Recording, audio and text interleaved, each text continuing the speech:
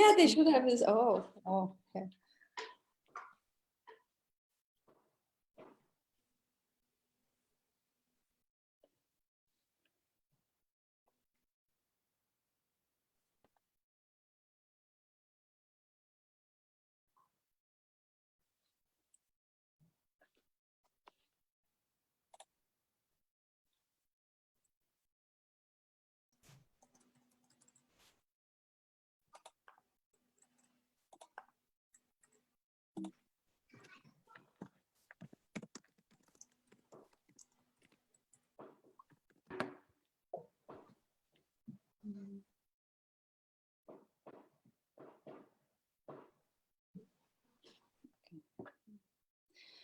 So, hello everyone. My name is Romea Muryń, Program Director at CANactions Schools.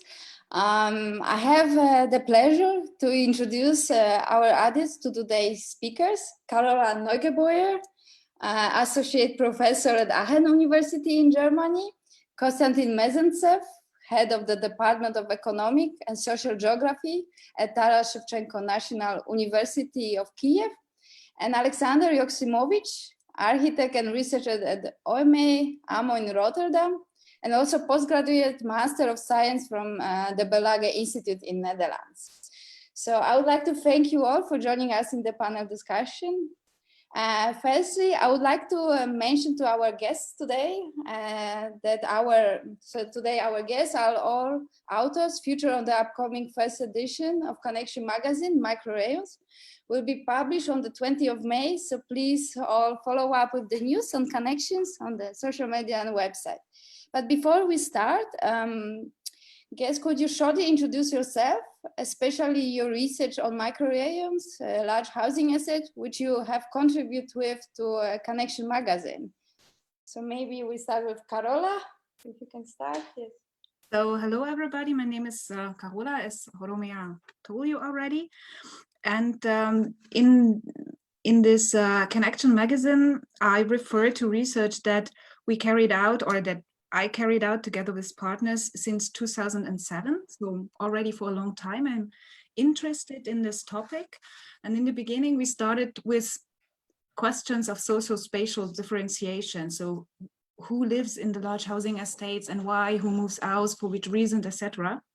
And then later we had, and the first research we did was focused on Central Eastern European city regions. So Germany, Bulgaria, Lithuania, Hungary and Russia, St. Petersburg. And based on that, we enlarged a bit the scope and focused in 2014 on post-Soviet cities. It was a huge research network where Kostyantyn also participated in. And in this context, we got to know many other large housing estates, and different questions popped up, like the issue of planning, public spaces, etc. And since last year, we are now trying to do a kind of interdisciplinary research carried out by students, but now we are focusing on the German context in particular, which is a very rich and valuable context because we have a socialist and a capitalist past, we have the attempts of unification, and we have the actual trend of this very harsh polarization in society and space, which is maybe even more fundamental in Eastern European cities and countries, but also Germany is faced with. So this is the background I'm referring to in this paper. Thank you. Kostyantyn, then. Hi all. I'm Kostyantyn from Mezentsev from Kyiv University, and I'm really glad to be here with you to discuss on Mikrorayons past and future.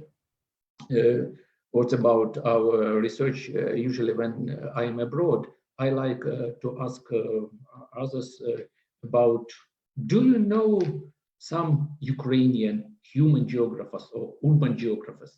And usually traditional answer, no. Why? Because most of our papers, most of our research is circulated in our own Ukrainian, Georgian, and Bulgarian, and so on societies. But when we have such possibilities nowadays is now in Zoom to share our ideas, to share our studies. It's a really great chance for us to next time hear answer. Oh, I hear something about Ukrainian microrayons from Ukrainian scholars, not from Western scholars. About background. I am from Department of Economic and Social Geography that deals with urban studies for a long time, from 30s, but if in 30s it was most likely about economic characteristics of some cities, but in 60s under quantitative revolution, it was really a new wave of studies in Ukrainian urban geography concerning cities and microrayons, but mostly concentrated on the quantitative methods, trying to find some models, some regularities and so on. And nowadays, we really change our focus on qualitative research. We try to understand neighborhoods, to understand people there. And now I involved in 3 different projects, but all partly or somehow connected with macro. One project is about urban geopolitics. Usually when we say, what does it mean, urban geopolitics? Is it possible? Yeah, it's possible. And how really geopolitical processes affect on fates on everyday life of people in ordinary microrayons. And our main concentration on the cities on so-called fault line in Ukraine at the eastern part, from Kharkiv to Odessa, in different cities, in different microrayons, how they feel such situation with dividing between different values, different visions of situation and so on. Other project is more about suburban spaces, everyday practices in suburban spaces, but also city nowadays, Kyiv expanded, sprawling outside the city limits, and also very interesting processes, how new microrayons, new neighborhoods are arising surrounding Kyiv limits, and also it's very interesting. And third one, with Carola, we work on urban activism in the second order cities. In our case, it's Vinica, in the German case, it's Bonn. Also, we have a study in microrayons. But today, I will concentrate on a bit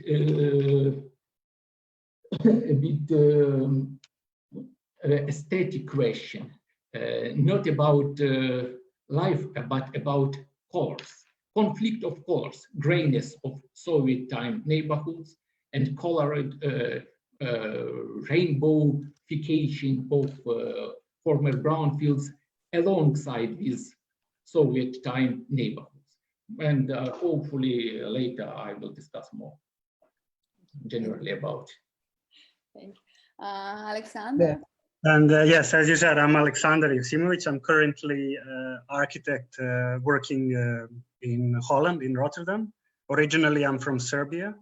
And basically research that I will share in the magazine started as my interest since I moved away from Serbia to Holland, which is kind of interesting. And it started at the Berlage Institute. Basically, it's kind of looking into the transformation of post-socialist cities in the region of Yugoslavia, or now of ex-Yugoslavia, kind of focusing on capital cities that, because of the split and because of the kind of very different geopolitical circumstances that happened in this region in the last 30 years, transformed kind of pretty dramatically, and change their urban fabric changed quite a lot because of all these kind of conditions. And then it was trying to kind of see the parallel between them. Now each of them is in a kind of new country, not anymore as part of Yugoslavia, where they emerged and where they happened. So basically it was interesting to kind of look how each of these cities and how each of these countries transformed after the kind of split of the country and with the kind of current tension that is happening in that region. So that is a kind of broad topic. Okay, so so we would like to focus the conversation today on the status quo of these typologies and discuss what is the future of Mikrorayons, so let's say differently large housing estates, and what are the potential and how we can reflect on them, let's say. So we would like to start first on the status quo of Mikrorayons. So maybe, Carola, the first question I will address to you. As you have stated in your article, to quote you, in 2015, in Eastern European cities, up to 75% of the inhabitants lived in the large housing estates. So based on your analysis and research, could you elaborate what were the most significant findings in those built environments at such a large scale? And also if you could provide a wider picture on the condition and positioning of large housing estates in Eastern Germany. Okay, thank you very much for this question. I try to answer briefly. So the thing that you quoted is in particular specific to some of the Eastern European cities. So in this case, in this paper that you refer to, it is the situation in St. Petersburg, where we have a very high share of large housing estates. But to some extent, this is very symptomatic, as everybody knows, in Kyiv and Moscow, also in all the capital cities of the former Soviet Union, and also in Prague, so also in Central Eastern Europe. This was a kind of it was the result of a high degree of efficiency-driven and very much standardized housing production, a very fundamental need for housing.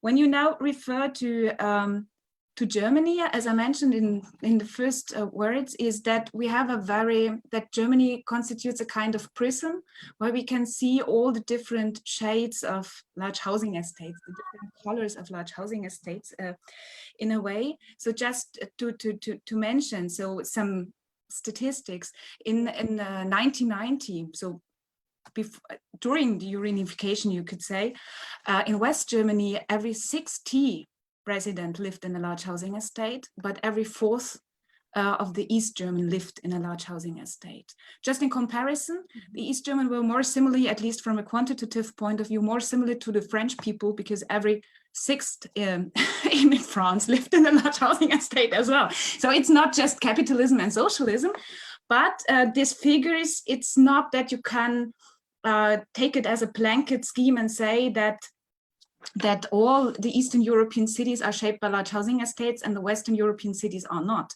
So it's very, very different. But what is at that time, researched in particular about the socioeconomic differentiation of this settlement, so this socio-spatial differentiation. But in this paper for the CANactions magazine, I draw a broader conclusion, because there are three striking points that interest me very much when we talk about modern mass housing. The one thing is this, the one tension is that we have in this kind of urban heritage, we have architecture and urban design that is explicitly linked to social policy. So of course, every kind of housing is linked to social aspects, but there it was really the ambition to link architecture with urban design. And this was the quote of Florian Orban, so I'm not completely underlining what he says, but he talks about the love match between architecture and social policy. So this is something that we have to consider when talking about Mikrorayons. The second thing is that we have a global idea of modernism, of modernist housing, of modernist urban design, but very local domestications of these ideas due to societal, political, economic reasons. So we have in each country, either in former Yugoslavia, in former Soviet Union, or in Germany, we have very specific trajectories of the Mikrorayons for different reasons. And what is also a third fascinating point is that vis-a-vis in view of the large housing estates, we have an extreme up and down, so a praise and a completely rejection.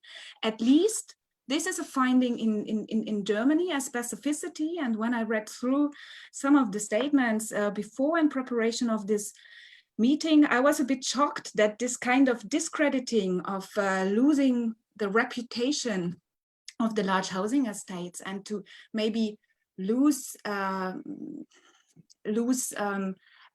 sensitiveness towards the quality which are embodied or manifested in the large housing estate seems to got lost also in Eastern Europe. Okay, now briefly to your question. I have still 2 minutes. So when we now refer to the situation in United Germany, not outlining in detail how the history was, but nowadays, if we look to the large housing estates in East and West Germany, we witness a high diversity of regional contexts. So, and this regional context, if an urban region is demographically and economically growing and prosperous or shrinking, and we have both, is very much important for the future development of the microrayons or of the large housing estates. That means we have now large housing estates which are in experiences or in front of redensification, of enlargement, of debates, how to put more housing in our cities, and of course they are concerned. And on the other hand, we have some large housing estates in shrinking and still shrinking urban cities, large housing estates which face another wave of vacancy, of outmigration, maybe of demolition. So this high diversity of regional context which affect large housing estates, of course. Then in Germany, we have more and more differentiated, more and more internal differentiation of the large housing estates. This is very important when we look for the ownership structures. So formerly it was more or less uniform. Of course, there were some historic differences between West Germany and East Germany, but it was uniform. But it becomes, the ownership pattern becomes more complex and more important because the owners, they impact on, importantly, on the spatial development of the large housing estates, what is done or not done, what is invested and not invested. And of course, it impacts also on who moves in the large housing estates or who moves out.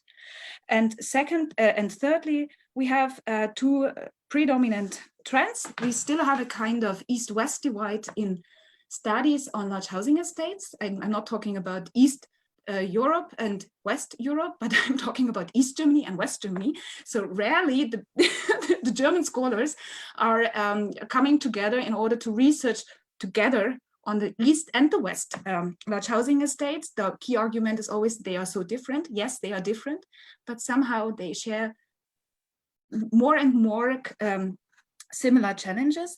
And the second trend is that we have this already mentioned very much pronounced deficit orientation. So saying that the large housing estates have a poor spatial quality in need of improvement, and they have poor people as inhabitants who need support. And my view is that we have now in Germany the chance to reassess this kind of the qualities, the values of the large housing estates, but probably we can come back to this topic a bit later. Sorry for long contribution. No, thank you so much for giving a picture a little bit on Germany context, but then to go a little bit into ex-Yugoslavia context, Aleksandar. So based on your research, which was actually titled Urban Transformation in a Post-Socialist Society, and actually was really nicely formulated from unity to separation. So could you tell us what is the most distinct find you encountered during your research on the transformation of socialist cities in the context of ex-Yugoslavia capitals, Skopje, Belgrade, Zagreb, and Ljubljana? Because as I understand, this was your case studies, yes? Yes, of course. Yeah, I mean, I can actually also refer to what Carola was saying. Indeed, also in case of ex-Yugoslavia, all these cities are the biggest ones with, or let's say the neighborhoods are the biggest by far. And maybe in that case, very significant and important.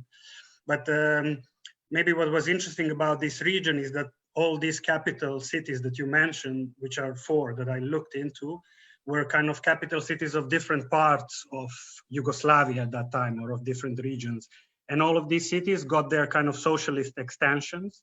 So New Belgrade, New Zagreb, in case of Skopje, Aerodrome, Stožice in case of Ljubljana. And they were not only the kind of mere extension, but they were really completely new cities built from the scratch in like a very short period of time to kind of reflect the specific moment that country was in at that time.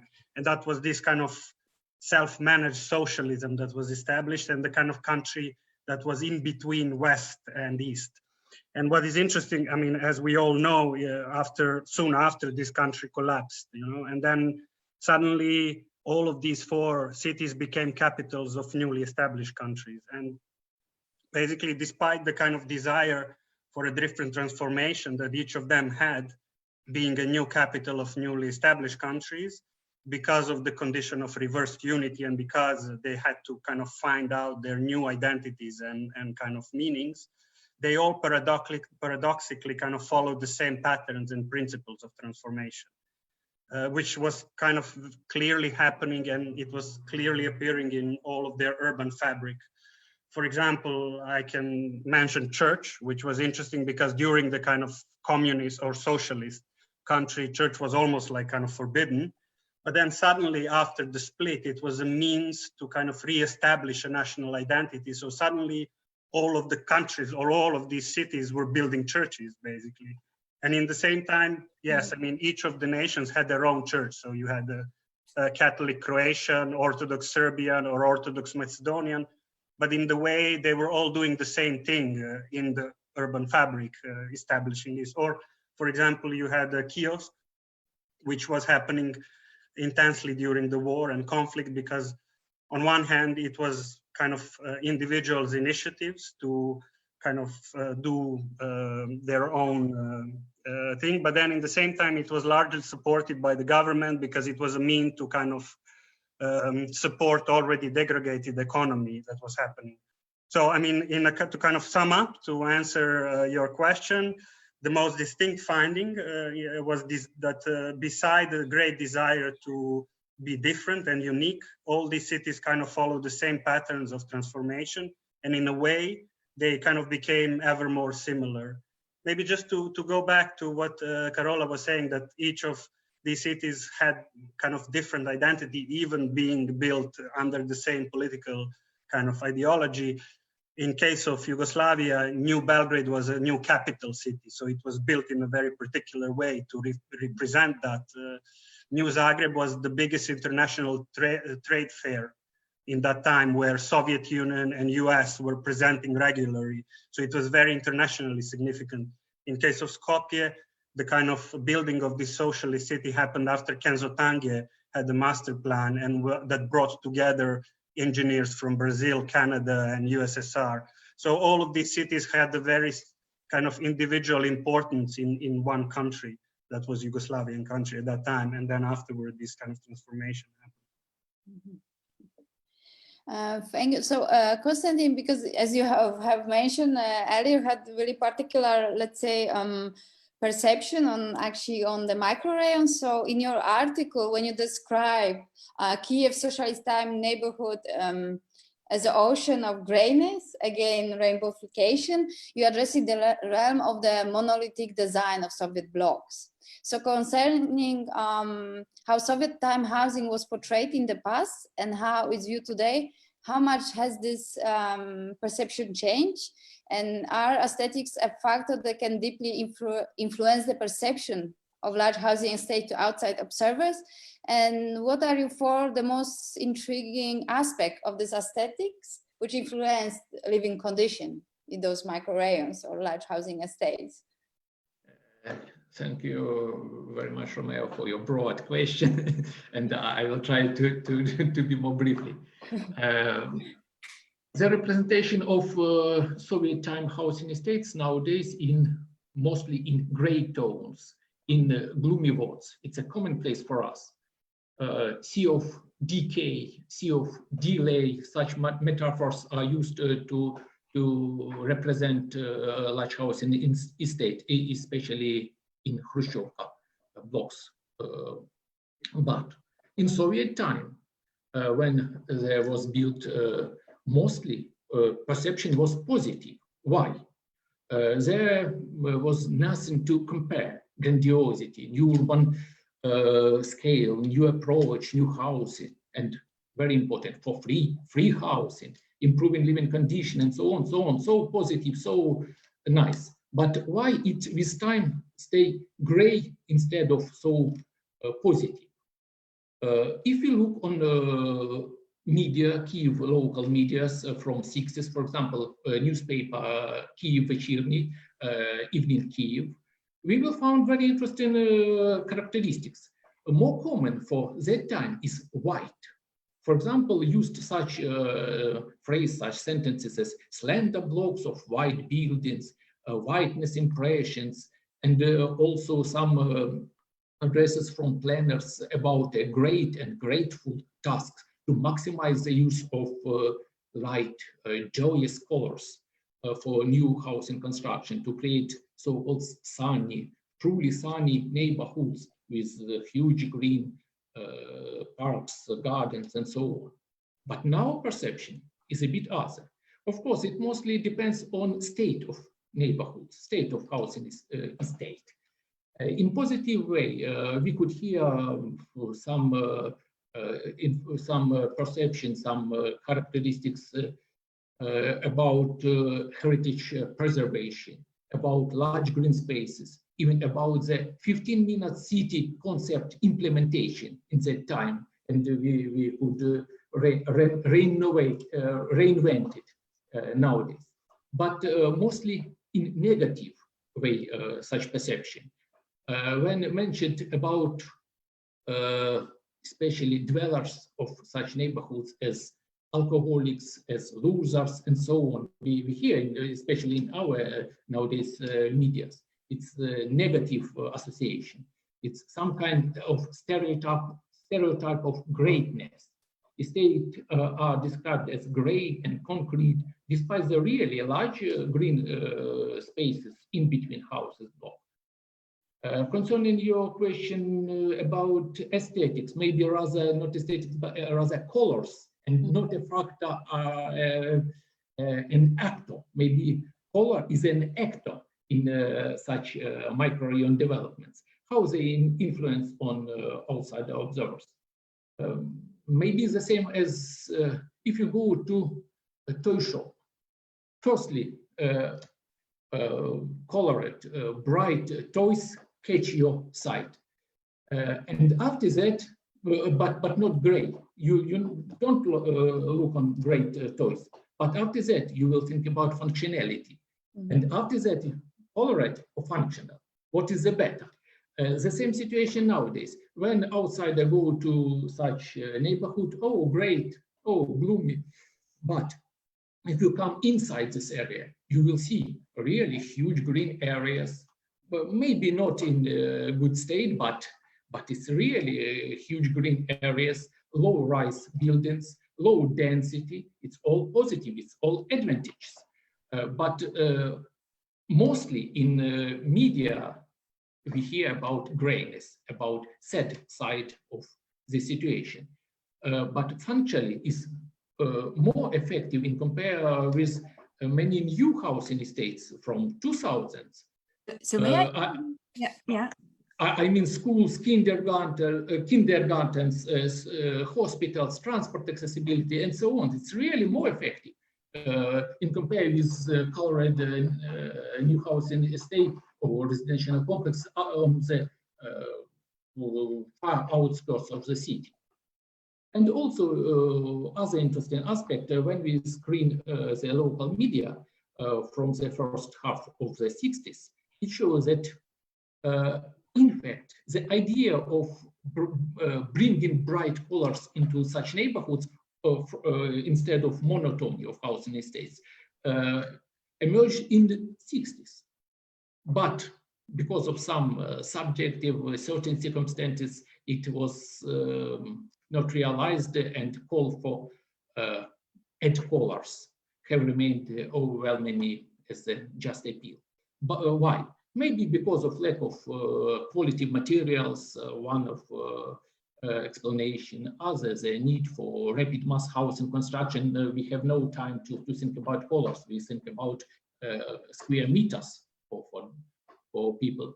And also maybe because of disapproval of the emergence of bright colors on periphery rather than in the city center. It's also important part. Colors should be in the city center, but not at the outskirts. And also one more idea, as some scholars stress, gray is far more than color. During socialist time, color often was associated with capitalist consumption, capitalist style of life. Therefore, a socialist lifestyle should be more moderate, be more gray. Therefore, maybe because of this situation, firstly white neighborhoods changed into gray neighborhoods. And this grayness, ocean of grayness expanded. And also to change grayness into colored associated, and now also with to give more European, to give more Western in our cities, in our neighborhoods. But also new housing estates built in nowadays, sometimes with monophonic design. For example, Pozняki neighborhood in Kyiv. Some of our respondents from the old neighborhoods say that they support idea of new construction, maybe partly demolition of their neighborhoods, housing in their neighborhoods, but they asked, please, but not the same as Pozняki. Why? Because this area without soul, soulless. They want new, bright color. Maybe briefly about your questions. May I intervene here or just refer to it, because many of these things are reminding of the German processes of development.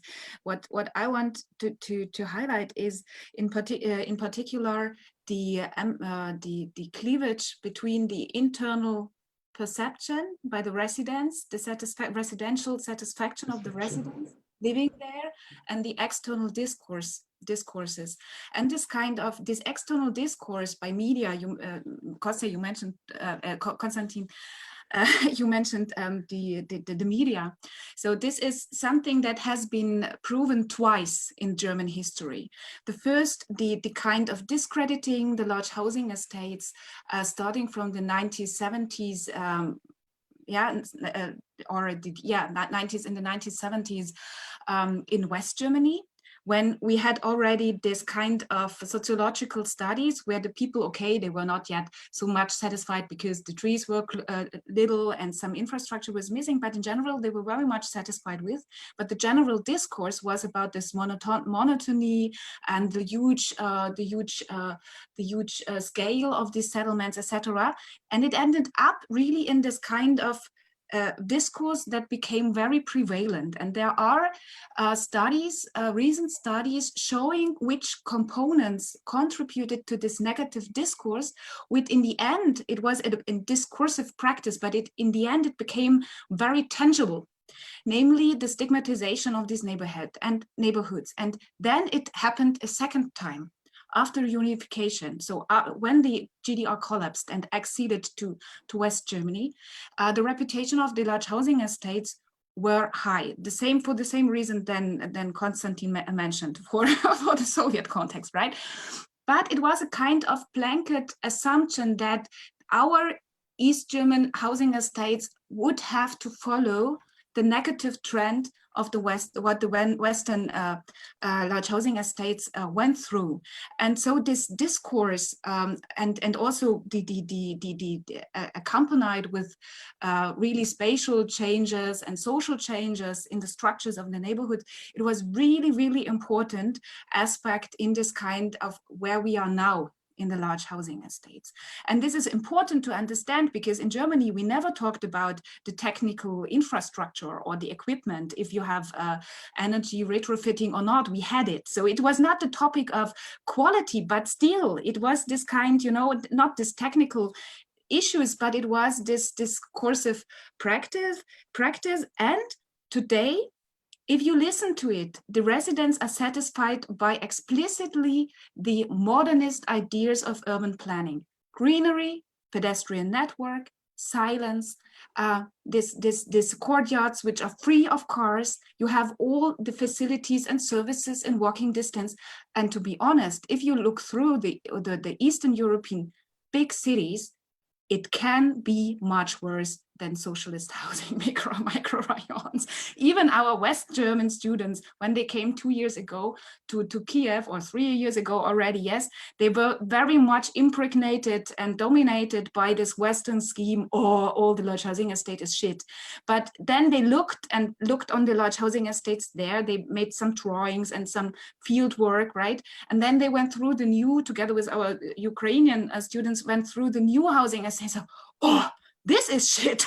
So really discovered the spatial and social, also the social, the livability of these large housing estates. And that's why this is really, I would say it's maybe the biggest battlefield is not so much to work to improve the spatial qualities and to improve the architecture. The basic battlefields of regarding the microrayons is to the battlefield of discourses and external perception, and indeed all the filtering down process, because nowadays, at least in Germany, the socially deprived people and the people with migration background are living there, but they are satisfied. They are suffering from the stigmatization from outside. So these are the battlefields, maybe less the battlefield of architecture and urban design. Sorry. No. Thank you. So before we go a little bit to the social layer of this microrayons, I still would like to just come back a little bit to microrayons transformations. Actually, what happened before and after, as you were saying, the stigmatization, privatization. So maybe Carola, first to you. So because you elaborate a lot on the privatization and ownership of these model processes. So what were the consequences of the privatization processes that took place in Germany, and what should be the key concern in the process of that processes of large housing estate?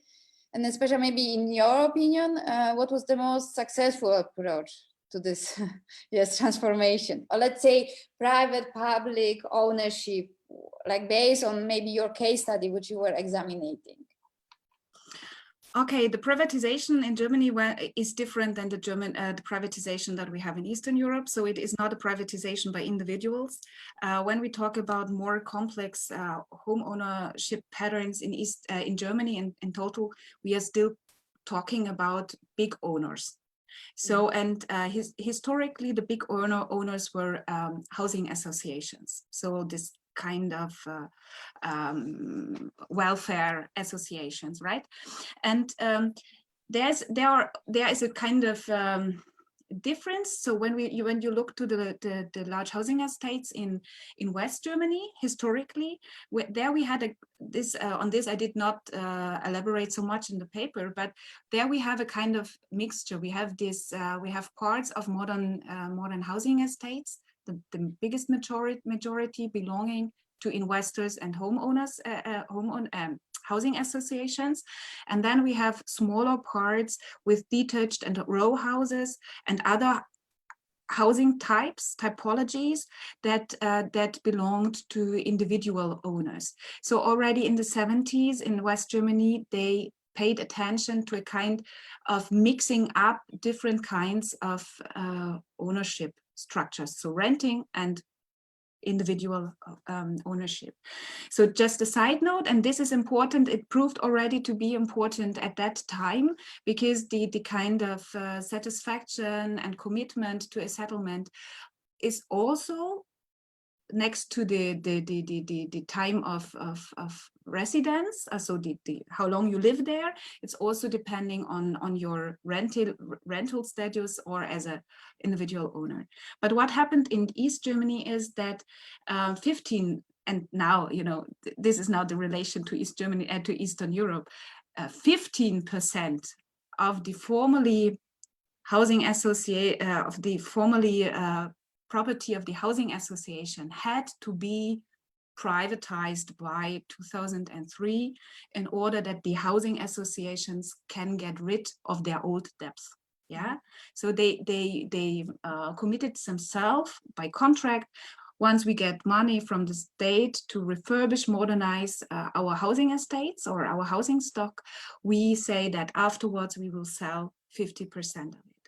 So this in general is not critical, but now we have some studies saying that this 15%, that they are kept, this increases slightly, and it is captured by foreign investors and funds, etc. And they are just deploying different exploitation strategies. So housing associations, they are keen to maintain, to improve their housing stock because they want to keep the renters. But these international foreign funds, they are just, you know, either they are speculating or they are just playing with the German welfare system, saying, okay, the German state is paying the rent for the very poor, no matter how good the living condition is. So this is contributing to the internal differentiation of the microrayons. So you have certain blocks where the policeman is coming all the time because it belongs to such a foreign investor, where they just put all the criminal persons. Yeah, so they are, the policemen are going to the housing estates only to certain streets, and this is linked to the ownership. And what is the consequence of this? Then you asked about the successful approach. Yes. I'm not afraid of, I have no answer, but it becomes very difficult as the more owners you have, the more difficult it becomes to come up and to implement a comprehensive approach for further development. This has been proven to be true in the Stadtumbau Ost, so the urban reconstruction program, the huge one, and it seems to be true again in these cases. And it seems to be true in the Eastern European cases as well, where you have thousands of individual owners, and you have always the problem how to organize one house and to take a joint decision about the refurbishment of a staircase. Yeah, but we are not talking about an integral and comprehensive planning for a whole urban area, right? Yes. So I have no, I'm a fan, you know, of big owners which are dedicated to some social norms and social responsibility. So just to say it like this. Yes, so actually to build up, because actually I really refer like traveling to Eastern part, where actually maybe Kostyantyn, you can refer to it. It's been so privatized that each of them, they own their own units. And it's really hard if you imagine this huge, large housing estate block to agree with 100 people, or like you said, Carola, to paint the staircase or even to change a pavement. It's such a long process. So maybe, Kostyantyn, because you wrote in your article actually that Khrushchevka is still quite, how to say, really desirable in terms of in real estate, to buy it, to actually own this apartment in that typology. So maybe can you reflect on that, especially on these processes? Yes. I read comments from Connection School. I received also a very interesting idea by Elena Darjania about idea of such large housing estates, if they are self-sufficient, they can maintain all activities inside this area. Is it the best way for living in quarantine time, as now we live? Maybe it's really nice way for our future. Maybe at the last question or last sentences we will underline this idea also. But concerning your question, why such neighborhoods survive? As for me, it's a number of factors. some stereotypes, transport accessibility, social infrastructure, is especially important for our case, no foreign migrants and ethnic segregation, social mix. When my foreign colleagues visit Kyiv, they usually often ask me to show decline in Soviet time neighborhoods, the worst house in the state. I try to explain them.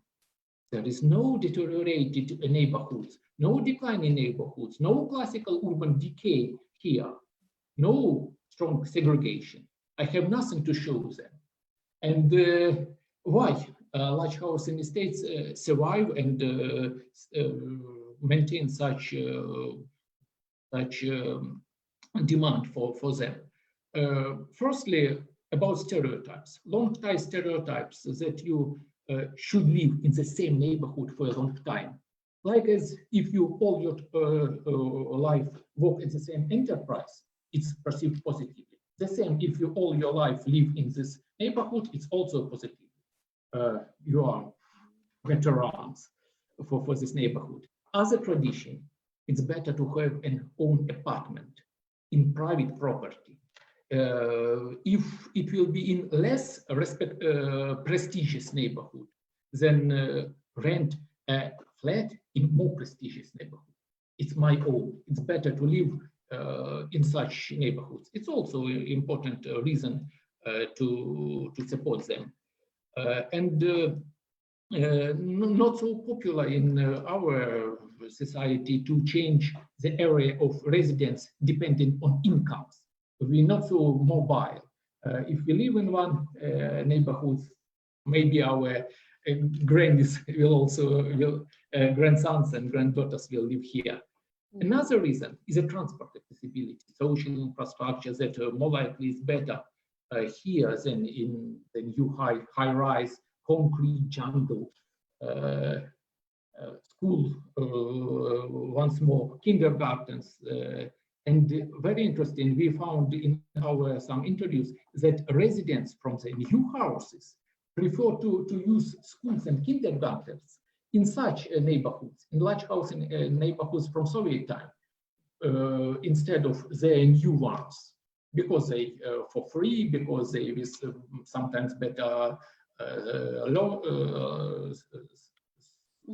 processes and so on. And one more reason, ethnic migrants segregation, or more accurately, absence of ethnic segregation, of such segregation. In our cities, there are no migrants enclaves, ethnic or religious, with more poor residents. If some cities you could find this, the social structure of population changed dramatically, mostly populated by poor people. Here is really social mix. More likely you will find a social mix in Soviet time neighborhoods, when residents with different incomes, with different source of incomes, from business, from social benefits, they live in the same house, maybe in flat, near flat, apartment near apartment. But of course, there are different neighborhoods in different cities. In some neighborhoods from 50s, built for workers, nowadays closed enterprises, you could see neglected, abandoned backyards. But as for me, it depends on dwellers themselves. Many of them accustomed that state should do it. State should put it in order to arrange their backyards, and they wait. Somebody will do it, not them. They still expect for this. It one of reasons why some of large housing neighborhoods from Soviet time in so bad state. But at the same time, some Soviet neighborhoods are prestigious still now. For example, in Kyiv, you could find, for example, Obolon or Rusanovka, for instance, they really prestigious neighborhoods. Maybe briefly such way. Okay, so maybe Aleksandar, considering that the fact that the transformation of Yugoslavian post-socialist cities happened in very particular condition of reverse unity, like from conflict and closed national policies, followed by the aspiration of newly established countries to become part of EU. So maybe can you elaborate a little bit on the transformation and actually what kind of key learnings you extracted from it? Yeah. Well, maybe I can just refer briefly to this kind of ownership, Yes. Mm-hmm. which was also partly influencing some of the transformation in case of ex-Yugoslavian cities. For example, like all of these socialist cities or housing estates were built with a lot of common spaces that were used by inhabitants, and mostly these apartments were kind of super rationally designed to the point that every single millimeter of space was used. But then, for example, during the conflict, because they had capacity to accommodate large number of people, most of the immigrants that kind of needed to move back into the cities claimed these common spaces, and government kind of let them inhabit it and transformed them into the apartments, basically, which put an extra pressure on the apartments themselves and gave almost a kind of right to individuals to start transforming their own apartments, because they kind of lost the kind of common spaces that they were all using. So there were a lot of kind of consequential things that happened, of course, and like the ownership kind of policies are very different, but they were all kind of part of this transformation that was happening.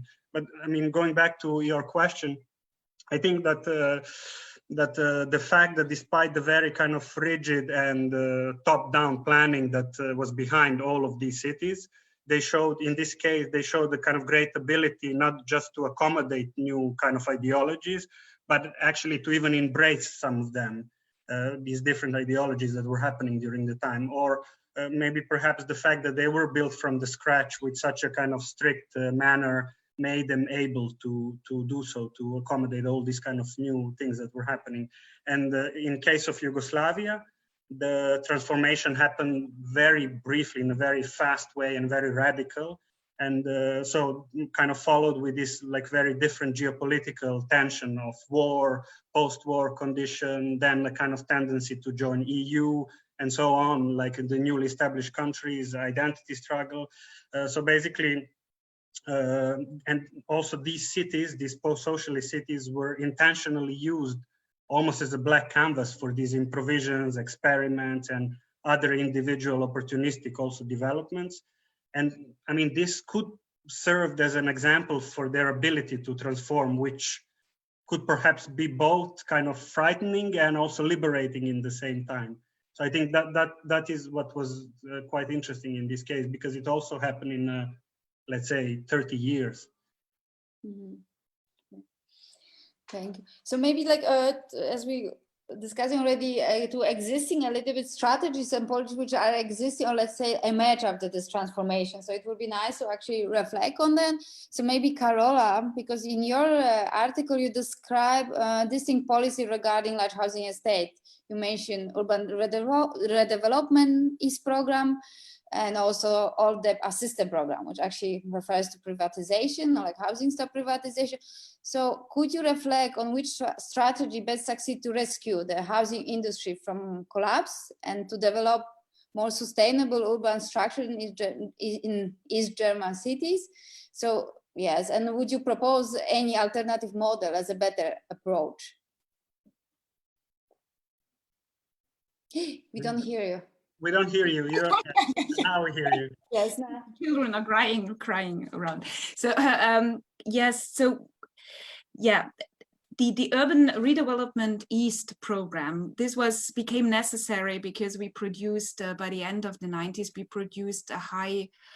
After reunification, we suffered from outmigration and from high rates of vacancy, housing vacancy, a phenomenon which is quite unfamiliar to the Eastern European context. And so the state launched for the East European cities the redevelopment program. And the main measure of this program became the demolition of housing, which is also a striking phenomenon that the state pays for demolishing housing. Yeah, and of course they had two aims. The one aim was really to safeguard the housing market, the housing industry from collapsing, because too high vacancy rates is not economically healthy. And the second thing was to develop sustainable urban structures. And this program did now indeed, how it is debated afterwards you are always smarter than when you are doing it, but nowadays it's discussed quite critically. So yes, the program managed to safeguard the housing market and the housing industry, so enough flats and housing were demolished, but the program missed, even so it was during the process when the program ran, even so it was improved, it missed the chances to develop really sustainable urban structures, because it overemphasized the needs of the housing market. It emphasized it higher than the needs of the residents and not the needs, but the qualities of urban design and space. For instance, we come back to the ownership structures. The whole program, if you compare the figures, even so we had a splintered vacancies in all the housing stocks. Yeah, so not only large housing estates, but also perimeter blocks, etc. Even so, we had everywhere vacancies.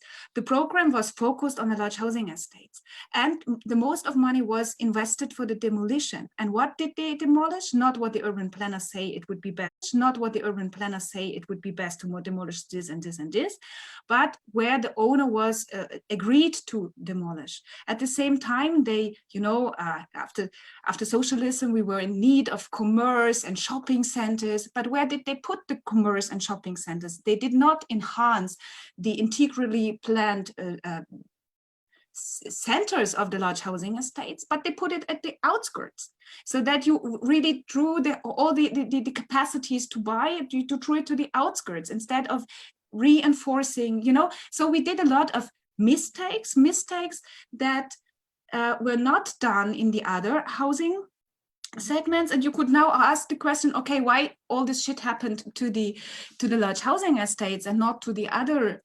urban neighborhoods of the East German cities? I mean, answers, there are probably many answers. There was a high political pressure to do something. So there was no chance to wait, because the East Germans, they needed to be shown how good the West is. And so there was not so much time to think, yeah? And then they did a lot of things. I outlined this in the paper. The second thing, again, the ownership patterns. So you demolish where you are allowed to demolish. And if you have too many single owners in one house, it's become too difficult, right, to demolish, to find an agreement. And maybe it was also the question of a double stigmatization. So large housing estates were not very high appreciated by the Western German elites, because it was modernism, which failed in Western Germany already since 1970s. And secondly, it was socialist housing. So it was nothing pre-socialist, it was also socialism. And there are some authors who say it was this kind of stubborn stigmatization which also contributed why this program focused so much on the large housing estates and less on the other urban segments. So what are better alternative models? The alternative models we learned from this program. We did mistakes, and the program was improved.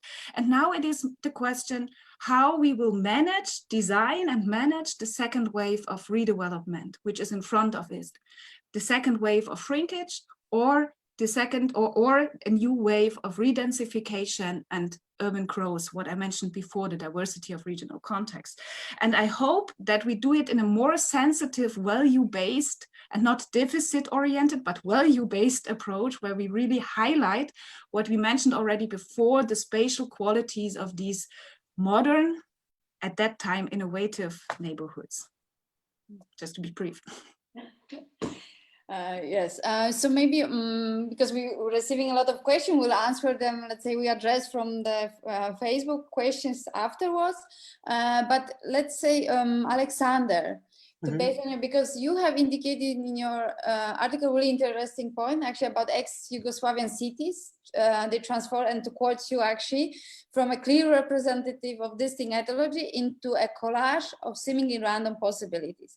So this random possibilities quite often emerge from the necessity of people, so-called self-governance. So could you maybe elaborate on this? So it will lead also the conversation towards the layer of social economics layers on it. Yeah. Well, maybe I can just continue back on what we just heard. In case of these cities in Yugoslavia, I mean, there were not a clear planning behind, but most of, for example, all these new things that emerged after, they were happening in the neighborhood. So they were not planning to, like, let's say, not kind of influence the neighborhood or change it. But for example, shopping malls were built in the heart of it because there were massive residential blocks around and because the infrastructure was so well connected to the city center. So that was it. I mean, what I'm trying to say is that indeed the transformation in these cities happened kind of completely chaotic without a clear plan, which was maybe kind of completely opposite from the way they were built initially with a very strict idea. But nevertheless, there were patterns of transformation that were followed, which I already mentioned. That it was interesting that almost all of these cities kind of not even being aware were transforming in the same way, which was definitely kind of influenced with the political and economic triggers of the specific time that it was happening, either because of the war or other things. But in cases of these changes, well, I mean, most of them were informal. And indeed, like you're right, that in case of Yugoslavia, there was this kind of individual self-governed necessity behind. But it was interesting that in many cases, it was kind of supported by government, like I mentioned in case of kiosk, where basically it was a mean to support economy, or in case of transformation of apartments, it kind of initially started by actually government allowing the kind of immigrants to occupy common spaces. So there was almost a kind of dialogue between the individuals and the government through some of the building types and some of the transformations that happened in the neighborhood. Thank you. So maybe Kostyantyn, because actually you in your article, you kind of elaborate a lot on certain phenomenon which is happening in Kyiv. So could you maybe elaborate on what you characterize as a new build gentrification and comfort town and the impact of colorization on Mikrorayons? As far as I understand, residents of Mikrorayons Kyiv has also introduced self-initiated projects. Thank you very much for your question on new build gentrification. It's my favorable topic. I would like to talk about it the rest of the time, but briefly. Usually we talk about classical gentrification when working class area displaced by newcomers with middle class. What does it mean, new build gentrification? It's so-called third wave, third stage of gentrification, when gentrification mutate, maturate, and expanded outside, beyond the global city, outside the city center. It's emerged in outskirts of city, colonized all of the city. And this case, maybe the most vivid example of such new build gentrification in our post-Soviet space is a comfort town residential complex that was raised on the former brownfield of chemical enterprise near the typical Soviet town, socialist town, typical Soviet time Mikrorayons. It's a really interesting case. Why? Because it's on the one side, it's really, when I show this picture in lectures or in presentations, I should remark it's not Photoshop, it's reality. It's really colorful, bright, new neighborhood surrounded by grayness of socialist time neighborhood and industrial zone. But more interesting about economic or social impact of such colorification, new housing construction alongside with typical Soviet time neighborhood. As for me, no effective change in surrounding area. We check two aspects. One aspect, so-called visible signs. I mean insulation or cooling with air conditioners on the wall or facade insulation, no effect for surrounding area. Other aspect, prices on the real estate markets, also no effect. Nearest buildings without any change with the same price as before construction of such residential area.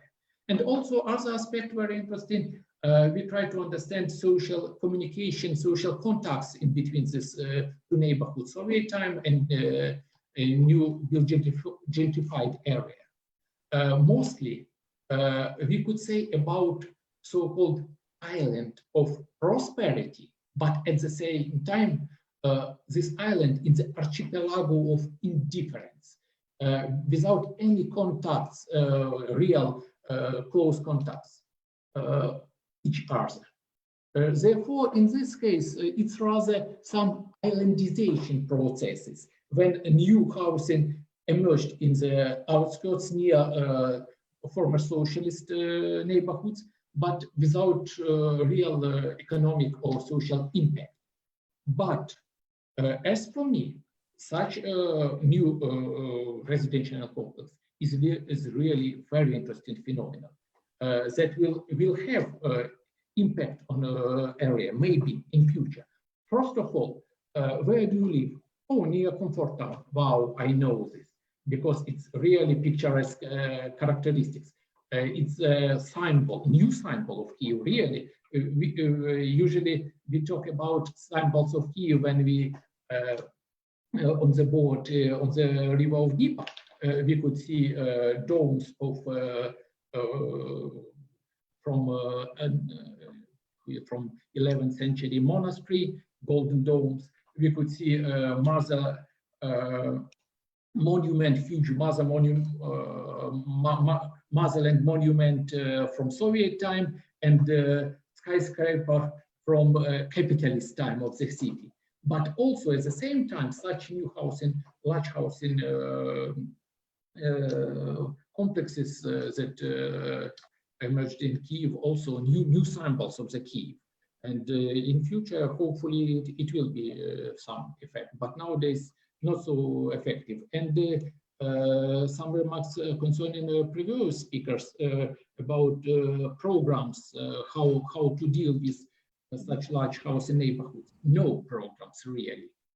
What should we do with them? We don't know. Some discussion was about maybe we should demolish it. It's a nice way because we have huge area in the city Kyiv. But if we have enough former industrial areas and vacant lands, it's cheaper to build there.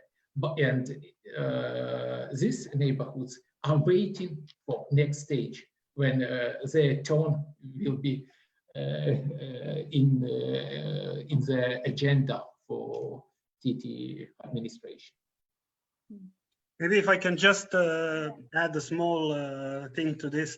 In case of, for example, New Belgrade or New Zagreb, some of the kind of insertions of different programs like shopping malls or even kind of sport arenas and kind of other very diverse things that happen in the neighborhood actually influence the kind of prices of the nearby apartments, almost as a kind of symbolic forms and different program that did kind of created certain micro kind of regions within the neighborhood. Mm-hmm. And actually, maybe like I will just, we have quite one question, maybe it's quite straightforward actually, but putting it by Marsha Gonchar, I hope I pronounce it well. She actually wanted to ask what is our approach, what we are supporting as a panel discussion. Actually, is it to demolish, to repair, or to investigate? Which is like, well, because as we discussed and you constantly said, there's no approach, there's no thing have been maybe emerged or like, let's say, introduced to kind of successfully, let's say, renovate or give new, let's say, project trajectories of the housing. So would you like to maybe build up on this question, I would say? Also, I have a clear opinion on that. I mean, this kind of demolishing stuff, this is was very specific. I mean, in the German context, we had to demolish, we had vacancies. But in all, okay, we know little about the smaller cities and in the shrinking cities in Russia and all the, you know, outside the really smaller cities. Probably we also have there some temporary vacancies, but nobody take notice of it. But if we stay with the capital cities and look, I think it is, it's not ecological, it's socially very interruptive if we demolish. And I'm always fascinated how many new ideas and more elaborated design and calculation schemes appears among architects and real estate developers, how to finance, how to design and how to finance also under the Russian circumstances, for instance, how to finance the repair and not and the reinvestment in this existing housing stock. So I'm pretty well aware that probably there will never such a huge state program for large housing estates in Russia, Ukraine, in Georgia, wherever in the post-Soviet space than it has happened in Germany, but you will make it anyway. But you should strive for refurbishment and repair and to find solutions. And there are already good ideas, but of course you always need the support of the political elites. And at least in Moscow and St. Petersburg, the decision was in terms of repair, in terms of demolishing and building new. I think the outcome of it's not convincing. So I would stay with your old structures and refurbish it, and you will make it. You just need more energy and yeah. I think that it's clear that we all agree on kind of this, not demolishing kind of. Yes. And actually, Carola, you're touching really something important on the social quality. Yes, maybe I will add some words. Maybe about all three ideas right. We should have different strategies for different neighborhoods to preserve some of them. Yeah, because some of them really have historical heritage. For example, Sotgorod in Zaporizhia, it's a really historical heritage, cultural heritage. And when I heard from one locals said me, what do you look here? We should demolish all this neighborhood and build new one for us, more comfortable, better. I was surprised from locals to hear such a way. We usually visit this Sotgorod as a monument of architecture. Or other one, Deverze neighborhood in Kyiv. Someone could say, oh, they were there on the edge of the world. But maybe Carola remembers this neighborhood on the Kyiv outskirts, where many movie shooting for Soviet time. And it's one reason why this neighborhood survived, because of Soviet time demonstration in movies from this Deverze. Really not so with positive emotions neighborhood. Other way, renovation, refurbishment, redesign, also for some of them it's needed, but some of neighborhoods should give the space for new development of the city, because other way, city will sprawl into suburban area and new high-rise building will arise. We couldn't stop this process. But the main answer, we should understand what should we save, what preserve, what should be changed, what should be demolished, unfortunately, partly. Yes. And one more interesting thing that really do this situation more complicated. In many Soviet time neighborhoods was infilled new housing.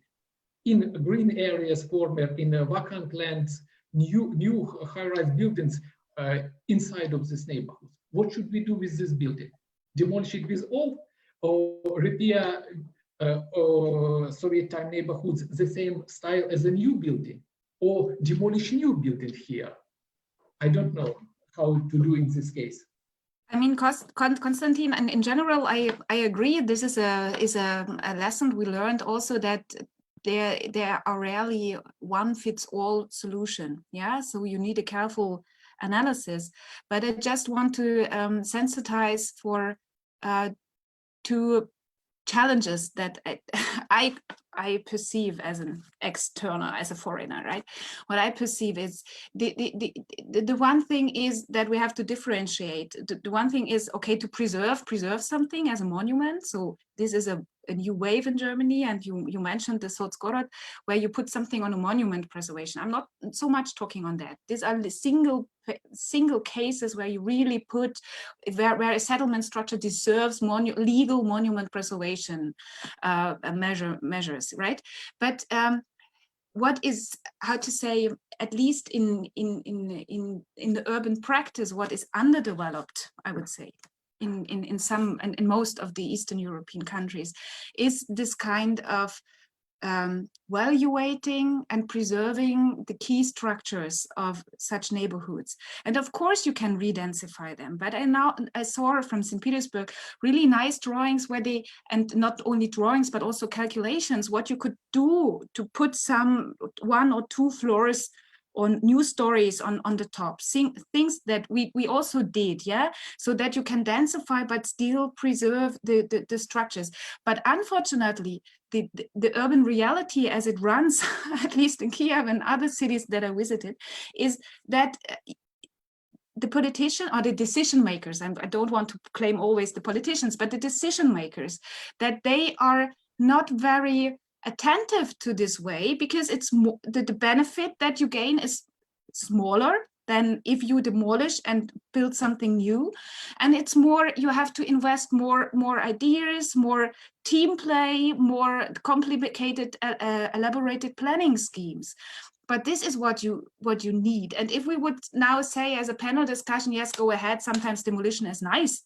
I mean, this would like a blanket, like a free ticket, take it, the expert says, yes, you can demolish. So it's a bit risky in your very specific urban context. So I would always plead more for conservation, not in terms of under a glass clock, but more for sensitive approaches and more to discuss in this direction instead of saying, yeah, you have to demolish. Yeah, because there are rare examples where you can say this is a convincing new urbanism built after 1990 in these cities. It's not that I'm saying that you don't have professionals. I mean, CANaction is a good example against, but how powerful the professionals and the new generation is to implement indeed their ideas when they have to fight against such strong market interests and politicians that are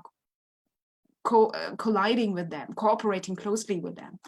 So yeah, okay, sorry. No, actually build on the preservation, because actually this is quite interesting conversation where preservation should go, because as we like now discussing, yes, the preservation of the building, the structure can be economical, so but then it's also this layer of social layer, yes, which actually now which is striking this conversation in Czech about UNESCO putting as a like say as an institution, they're putting under UNESCO, they're preserving, but only hard infrastructure, like hard software of it, but not actually, now they're realizing that they didn't preserve the social values of the city centers. People actually being relocated, migrating from the outskirts. So actually that conversation, I would like to a little bit come to actually Mikrorayons, because in your research, you underline really strongly the important, to quote you, actually the preservation, enhancement of the existing values by more residents and spatial qualities of large housing estates in urban policy and planning. So what are the inherent social qualities large housing estates introduced, and how should we view them with the possibility of implementation on future housing projects, or how we proceed with them? Okay, this is, yeah. Yeah, okay. So in German legislation, we would have have such legal means to preserve the so-called social milieu. But this instrument is, first of all, had never been applied to large housing estates, and it's in general almost never applied, because it's so difficult, legally so difficult, to protect the social milieu of a place. What I mean by this is it goes a bit beyond the pure profession of architects and urban planners. Of course, they have to think about the residents, yeah, but it is more an argument for what you are going to develop at the moment, this kind of urbanistic approach, that you are cooperating with other scientists from social science, scientists, for instance, political scientists, and this is the interdisciplinary discussion approach to such projects. And the other thing is that somehow we have to increase foster our relations to the urban practitioners, and that means that we get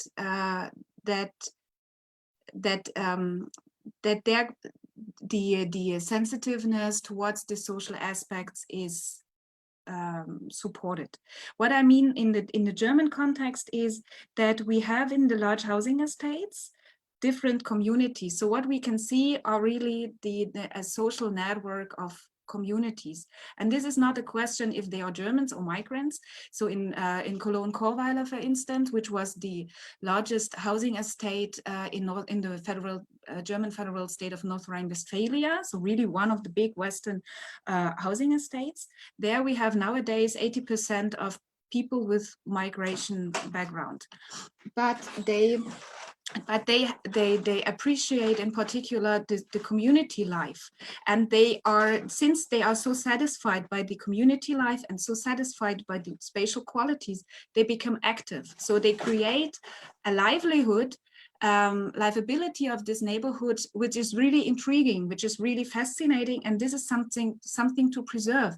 But the sensitiveness is sometimes also towards these issues, this quality, which is you can't hardly protect legally, yeah. But the sensitiveness is missing in some case, because what the city administration is doing, they put the refugees, all the refugees that the city of Cologne is getting, many of them they are putting to this housing estate. This is not, I mean, and this is a kind of a really big challenge to this very fragile community there, because as I mentioned before, they are not well-off people, and they are stigmatized from outside. So they have a double fear. They have the fear that their fragile social network is disturbed by the new residents who are by accident refugees, and secondly, they are afraid that they get a new wave of external stigmatization, criminality, and all the negative discourses that are linked to refugees in the German context. So this is a kind of, I would say it's not a question of legal instruments, but a lack of missing attention in the political sphere, on this level, and also not always to talk about the residents as a problem because they are not so rich and they are migrants and they are old but that they do something for their neighborhoods, and in particular in East German large housing estates, there is a growing activism there has been always an activism and a growing emancipation and activism to safeguard their neighborhoods, to emphasize the values and not the deficits. So cities like Hoyerswerda are very you can find a lot of things about the cities in internet also, but also a lot of books of former residents of the large housing estates, young professionals, landscape architects, urbanists, architects, sociologists, who are now writing books about their large housing estates, and they promote it, and they make activities in the communities in order to improve the image of these neighborhoods and also to strengthen the community building. And this is something that we should benefit from and that we should preserve somehow and to develop. I mean, you can change some things, but in a more sensitive way, instead of just putting all the refugees in one neighborhood, right? In our case, I mean, I don't know who you put in your neighborhoods, but we are putting refugees there. So yeah, it's quite actually depressing aspect, but actually because this aspect was actually mentioned in the Kostyantyn article, referring to your research, Carola, actually concerning social segregation. And could you actually both elaborate on what is the reason why large housing estates have not deteriorated into places of social decline, into ghetto neighborhood, but not maybe in case of Germany, but actually really, like, as we noticed, maybe in Georgia or Ukraine, there haven't been still preserved maybe the mixture and diversity. So there is no such a thing like a ghetto or like segregation itself doesn't we exist. also have no ghettos, just to social segregation. I'm sorry. Yes, I said maybe. Okay, it's just this. I don't want to contribute. Yeah, we, in our research that we made in already a long time ago, we identified in a way. My former boss and me, we discussed a lot about that, and there are in a way we had a kind of exclusion that a conclusion that we have in Eastern, Central Eastern European big cities, we witnessed socio-spatial differentiation, but socio-spatial differentiation on the extremes. So you had this popping up infill gentrification, popping up suburban gentrification. So the rich neighborhoods which popped up, but the large housing estates, indeed, they stayed more or less stable. And one important thing is in comparison, on contrast to the German context, is the ownership. Yeah, of course, you have your own apartment. You won't sell it. You will keep it, exchange it, rent it. So you are more linked to the neighborhood than in the German case, due to the different stages that you have. You are owner. In Germany, mostly you're a tenant on this housing estates. And the second thing is that you had that in a way you have no choice. So I mean, you are, I mean, either you can afford a better prestigious neighborhood, then you can move out, or you stay where you are. Yeah, so and try to improve your living condition. In the German system, since you have tenants, there are different mechanisms. Either you have a oversupply with housing, then the rents are cheap and you can move wherever you will, or you are so poor that you are dependent on the social welfare system, and then it's not really your decision where you move, but where the welfare system is paying the rent for you, and they're paying only a little rent, and then immediately you end up in a large housing estate or somewhere else. So the mechanisms are a bit different. And of course, I mean, if you look, I mean, in comparison, what's there and what's affordable, what kind of housing is on the market, what is affordable, you are still in a good situation. If you live in a later large housing estate, maybe the living condition of the tiny flats in Khrushchevka, Khrushchevka is a bit not so comfortable, but in general, the later generations, they have good, yeah, well-designed ground floor plans, nice spaces, okay, not so well maintained, but still a lot of greenery, etc. So, but Kostya, he is the expert for Eastern Europe. I'm just visiting Eastern Europe sometimes. No, I think I should share your ideas. Maybe the two main reasons. One, rootedness and ownership. If you have your own flat, and if some generation live here. It's one reason you will stay here. Other aspect is really affordability. It's a relatively cheap segment of housing estate market, and especially in Kyiv, where really huge flow of migrants from other regions try to find affordable housing in Kyiv. And it's now give a new wave of suburban development surrounding Kyiv, but also such areas are target places for such not poor, really not poor people who not poor for their region, but they try to buy relatively cheap flats partly as a transition strategy to live firstly here and then change for better conditions. But they prefer for such step there. And other side, I would like emphasize concerning this rootedness. It's a different vision of what is the best neighborhood to live in. On the one side, somebody prefer to live in a high-rise building with densely packed houses, high-rise houses. They see this way as modern life, as some kind of Europeanization and to be a bit Western.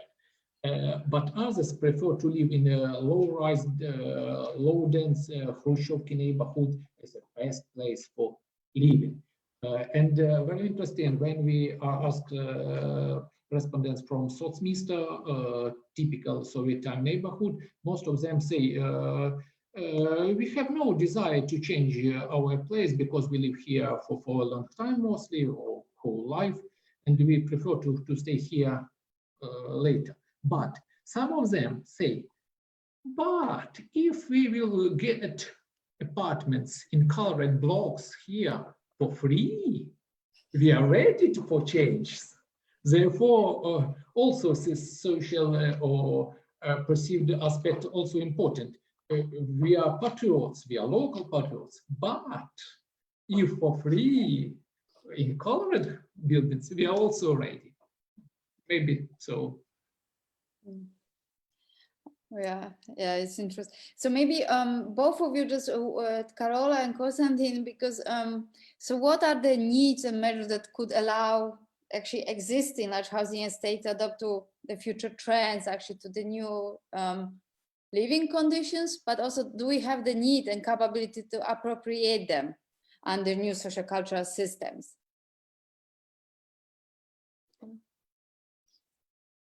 We don't hear you. Kostya, you want to start?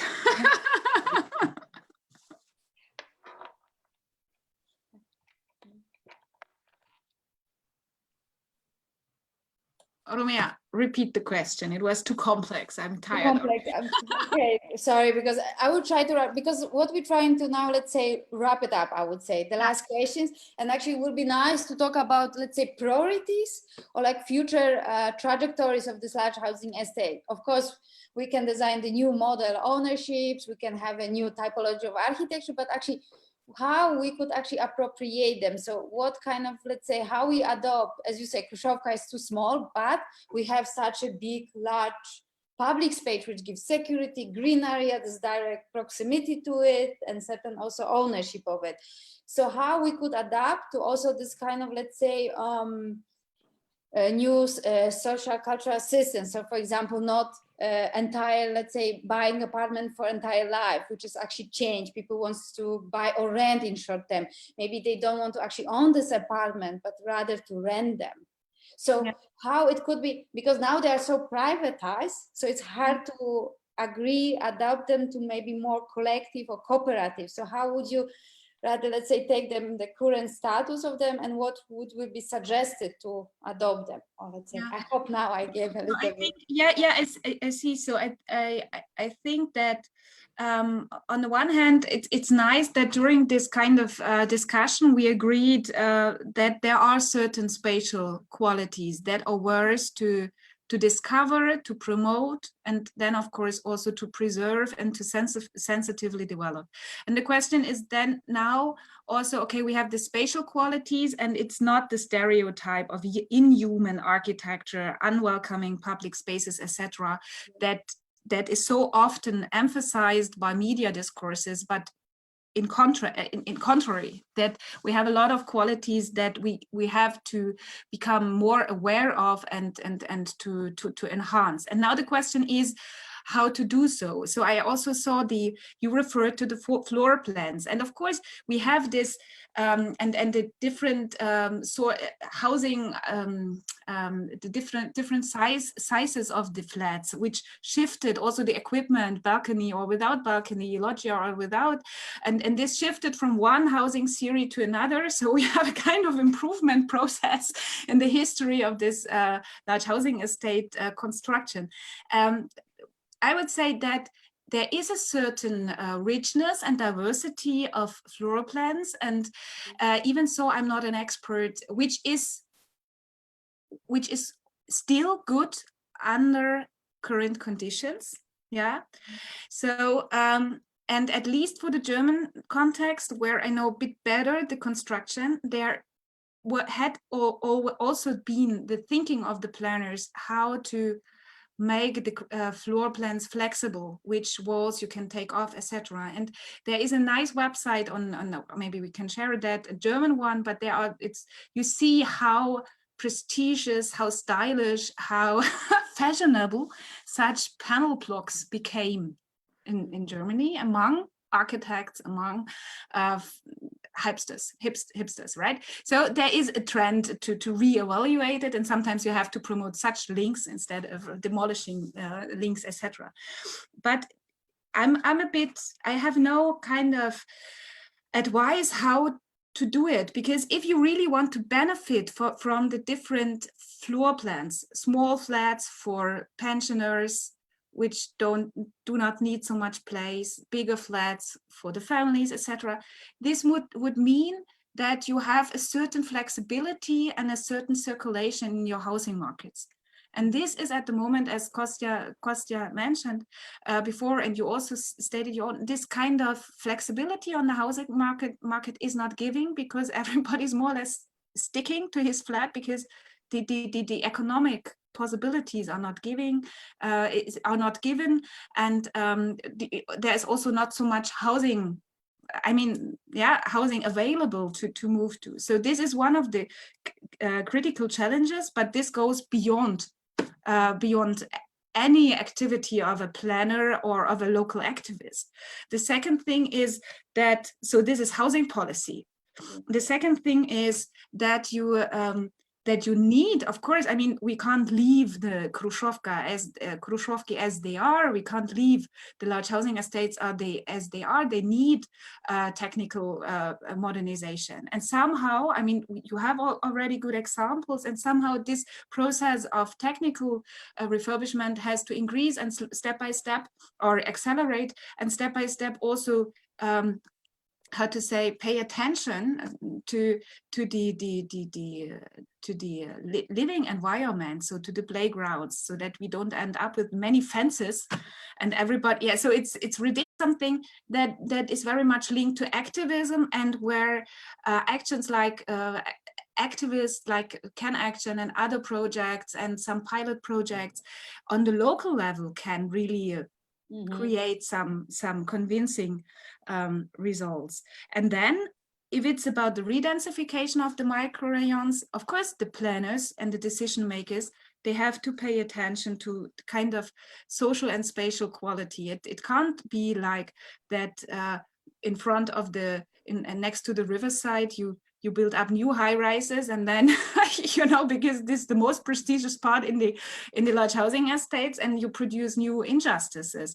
But this means you have what I want to say is you have different levels. You can do something on the local level where you really can build on the growing activism in your cities, and you can contribute with pilot projects directly, etc. And you do so. I know that. So this is something where you can do something. Then you can shape somehow the debates in your cities, and you also do so in this way in your cities, and in order to support those decision makers who are sensitive to such more social just and more value-based approaches. And then there is a big range of things that you can't access, and this is housing policy. So you are depending on your government. Sorry, but we are also depending on our German governments.